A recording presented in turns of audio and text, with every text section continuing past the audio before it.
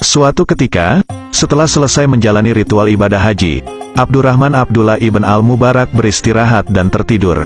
Dalam tidurnya ia bermimpi melihat dua malaikat yang turun dari langit, dan mendengar percakapan keduanya. "Berapa orang yang datang tahun ini untuk berhaji?" tanya salah satu malaikat kepada malaikat lainnya. 600.000 jamaah, jawab malaikat yang ditanya.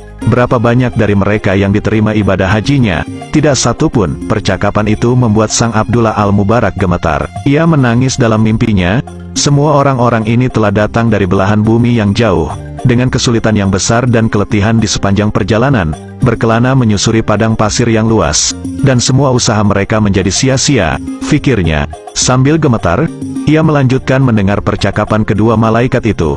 Namun ada seseorang, yang meskipun tidak datang menunaikan ibadah haji, akan tetapi ibadah hajinya diterima dan seluruh dosanya telah diampuni. Berkat dia seluruh ibadah haji mereka diterima oleh Allah. Kenapa bisa begitu? Itu kehendak Allah. Siapa orang tersebut?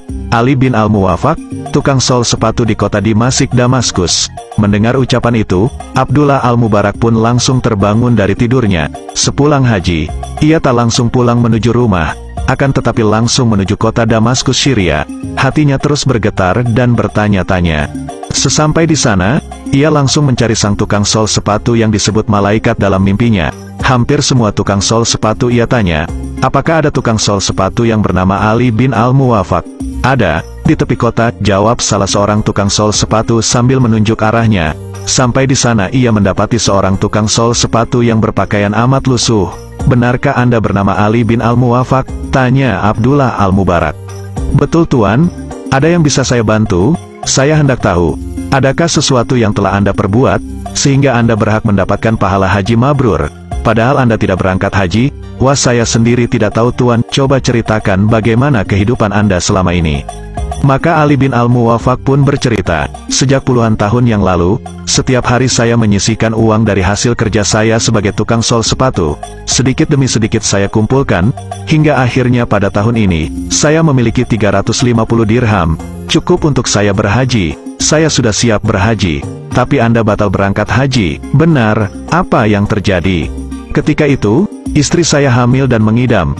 Waktu saya hendak berangkat, saat itu dia ngidam berat. Suamiku, adakah engkau mencium bau masakan yang nikmat ini?" "Iya, sayang, cobalah kau cari, siapakah yang masak sehingga baunya begitu nikmat.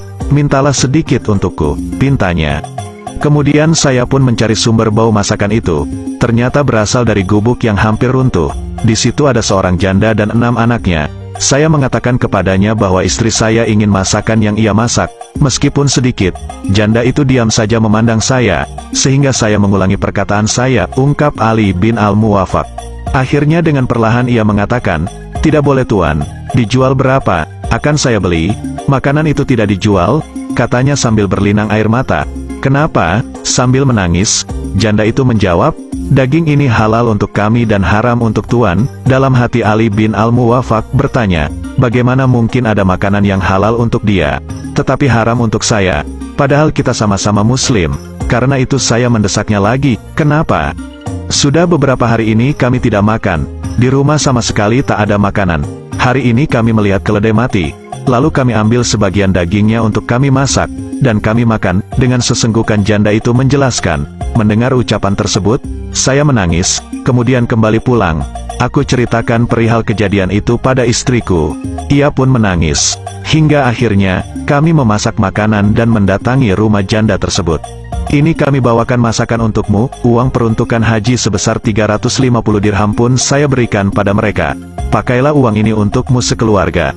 Gunakanlah untuk usaha, agar engkau tidak kelaparan lagi." Mendengar cerita tersebut, Abdullah al-Mubarak pun tak bisa menahan air matanya. Ternyata inilah amalan yang dilakukan oleh Ali al-Muwafaq sehingga Allah menerima amalan hajinya meskipun dirinya tidak berkesempatan menunaikan ibadah haji.